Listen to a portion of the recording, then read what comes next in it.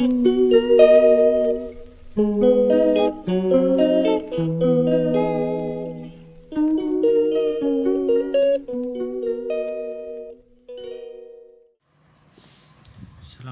warahmatullahi wabarakatuh. Kembali lagi bersama kami. Kali ini kami akan mempresentasikan tentang hukum-hukum logika, proposisi bersyarat dan juga inferensi. Oh iya, kelompok kami terdiri dari 2 anggota, yaitu Muhammad bin Muksin dengan NIM T2018-7097, yaitu saya sendiri, dan juga teman saya Novi Ifatul Aziza dengan NIM T2018-7090. Kali ini saya akan membahas tentang hukum-hukum logika proposisi. Oke, jadi sebelum itu kita harus tahu dulu simbol-simbolnya ya, biar lebih mempermudah teman-teman sekalian. Oke, yang pertama ada simbol negasi yang dilambangkan seperti gitu ya, seperti apa itu namanya itu ya, seperti ulat lah ya. Yang dibaca itu artinya tidak. Terus ada juga konjungsi, dibaca dan. Ada juga disjungsi atau ada juga simbol implikasi, dibaca jika maka atau hanya jika. Dan juga ada simbol biimplikasi, dibaca jika dan hanya jika. Oke, langsung saja kita ke materinya ya teman-teman. Hukum-hukum logika. Hukum-hukum logika. Yang pertama ada hukum asosiatif. Hukum asosiatif ya, kita baca dulu untuk anunya. Di mana P disjungsi dari pengelompokan Q disjungsi R. Ini juga kita bisa ganti kelompoknya ya teman-teman. Di mana P konjungsi dari pengelompokan Q konjungsi R. Jadi yang awalnya yang dikelompokkan itu Q dan R, karena ini hukum sifat asosiatif maka kita bisa ganti kelompoknya itu. Yang dikelompokkan yang sekarang adalah P dan Q ya.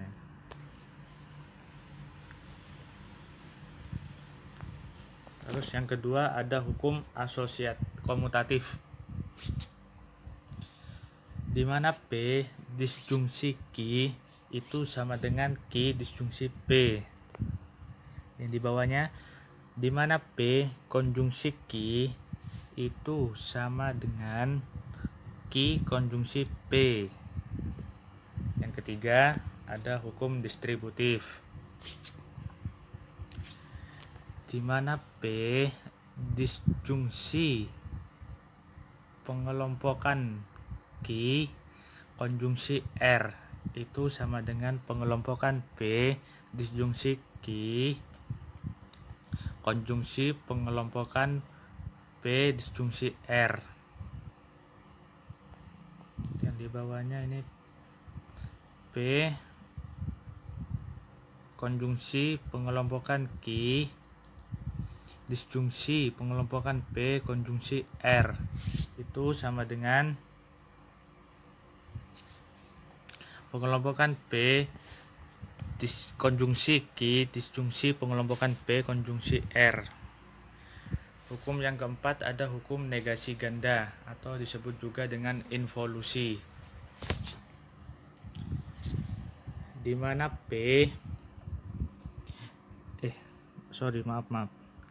di mana negasi dari negasi P itu sama dengan P. Yang kelima ada hukum identitas, di mana P disjungsi salah itu sama dengan P. Yang kedua, di mana P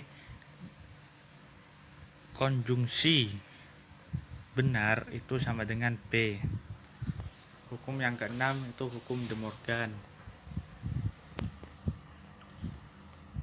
di mana negasi dari pengelompokan P itu itu sama dengan saya tak ulangi. Maaf ya, tak ulangi teman-teman. Hukum De Morgan ya. Di mana negasi dari pengelompokan P konjungsi Q itu sama dengan negasi P disjungsi negasi Q.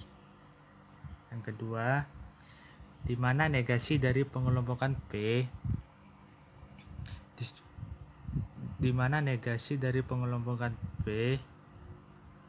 disjungsi Q itu sama dengan negasi P konjungsi negasi Q. Yang ketujuh ada hukum negasi, di mana P disjungsi negasi P itu sama dengan benar. Yang kedua, di mana P konjungsi negasi P itu sama dengan salah. Hukum yang ke-8 ada idempoten, di mana P disjungsi P itu sama dengan P. Yang kedua, di mana P konjungsi P itu sama dengan P. Nomor 9, hukum penyerapan, di mana P disjungsi dari pengelompokan P konjungsi Q itu sama dengan P. Di mana P konjungsi dari pengelompokan P disjungsi Q itu sama dengan P. Selanjutnya, proposisi bersyarat. Proposisi bersyarat dalam kehidupan sehari-hari sering disebut sebagai kalimat sebab akibat. Dalam logika operator, proposisi bersyarat disebut juga sebagai operator kondisional atau implikasi, di mana P dan Q merupakan dua proposisi. Jika P maka Q disebut proposisi bersyarat atau implikasi. Notasinya P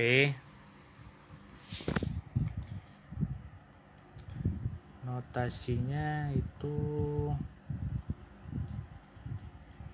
P Q atau proposisi P disebut hipotesis atau anteseden atau premis, dan proposisi Q disebut konklusi atau konsekuen. Oke, untuk lebih mudahnya langsung saja kita ke contoh ya teman-teman, varian proposisi bersyarat. Jadi contohnya di sana itu ada, jika Amir mempunyai mobil maka ia orang kaya. P-nya itu Amir mempunyai mobil, Q-nya Amir orang kaya. Kan varian proposisi bersyarat itu ada 3, ada converse, ada inverse, ada kontraposisi. Yang pertama converse dulu ya, atau kebalikan. Kebalikan Q ke P. Berarti jika Amir orang kaya maka ia mempunyai mobil, ya kan? Jika inverse itu jika Amir tidak mempunyai mobil maka ia bukan orang kaya. Kontraposisinya, jika Amir bukan orang kaya maka saya akan melanjutkan presentasi dari Mas Muhammad. Inferensi di sini adalah proses penarikan kesimpulan dari beberapa proposisi.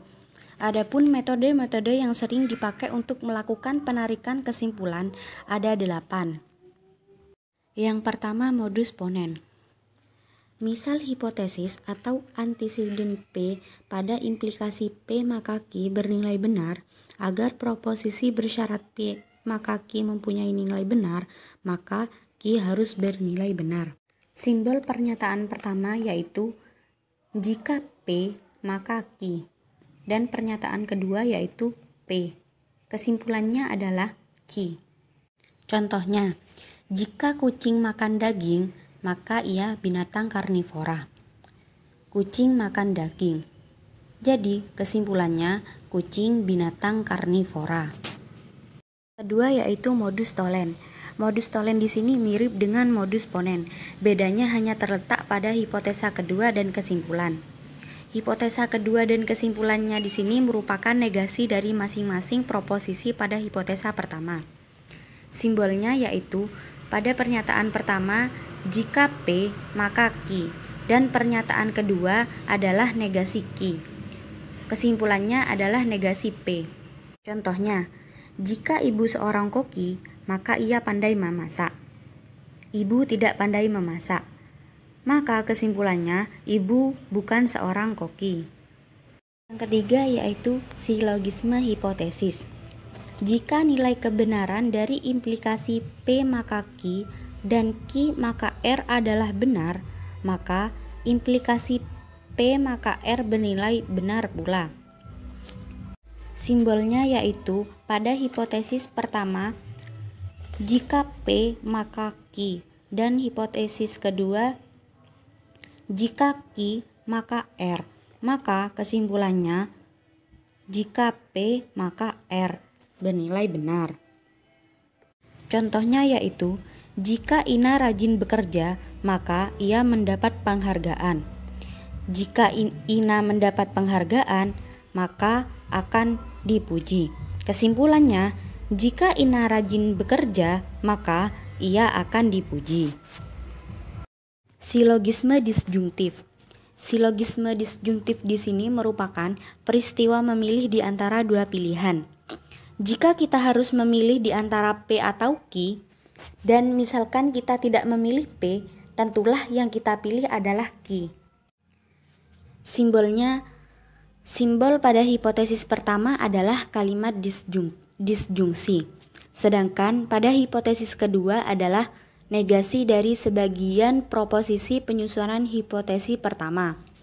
Dan kesimpulannya adalah proposisi pertama yang tidak dinegasi oleh proposisi kedua. Contohnya, Yudi belajar dengan giat atau saya cepat bekerja. Yudi tidak belajar dengan giat, maka kesimpulannya yaitu Yudi cepat bekerja. Kelima yaitu penyederhanaan konjungtif. Jika beberapa kalimat dihubungkan dengan penghubung dan, kalimat tersebut dapat diambil salah satunya secara khusus. Simbolnya adalah jika hipotesis P dan Q, maka kesimpulannya adalah P. Contohnya, Ali adalah mahasiswa Universitas Balikpapan dan mahasiswa Universitas Terbuka. Maka kesimpulannya adalah Ali adalah mahasiswa Universitas Balikpapan. Yang keenam yaitu penjumlahan. Penjumlahan di sini yaitu argumen yang terdiri dari sebuah hipotesis dan sebuah kesimpulan.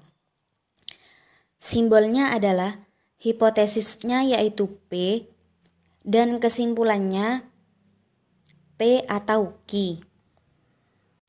Contohnya, Bayu memilih masuk teknik informasi. Kesimpulannya yaitu Bayu memilih masuk teknik informasi atau memilih program studi pendidikan matematika. Yang ketujuh yaitu konjungsi. Jika ada dua kalimat yang masing-masing benar, maka gabungkan kedua kalimat tersebut menggunakan dan, juga bernilai benar. Simbolnya adalah hipotesis yang pertama P dan hipotesis kedua Q, maka kesimpulannya P dan Q. Contohnya, Ahmad mengambil kuliah logika matematika. Ahmad mengulang kuliah algoritma. Maka kesimpulannya adalah Ahmad mengambil kuliah matematika dan mengulang kuliah algoritma. 8 yaitu dilema atau pembagian dalam beberapa kasus. Untuk barisan pertamanya dihubungkan dengan simbol atau, sedangkan barisan kedua dan ketiga dihubungkan dengan maka. Simbolnya yaitu pada barisan pertama, jika P atau Q dan barisan keduanya jika P maka Q dan barisan ketiganya jika Q maka R, maka kesimpulannya adalah R. Contohnya, Hari ini Ega menelpon Ida untuk pergi ke bioskop atau swalayan. Jika Ega menelpon Ida untuk pergi ke bioskop, maka Ida gembira. Jika Ega menelpon Ida untuk pergi ke swalayan, maka gembira. Jadi, kesimpulannya, hari ini Ida gembira. Sekian dari kelompok kami, kurang lebihnya mohon maaf yang sebesar-besarnya. Wassalamualaikum warahmatullahi wabarakatuh.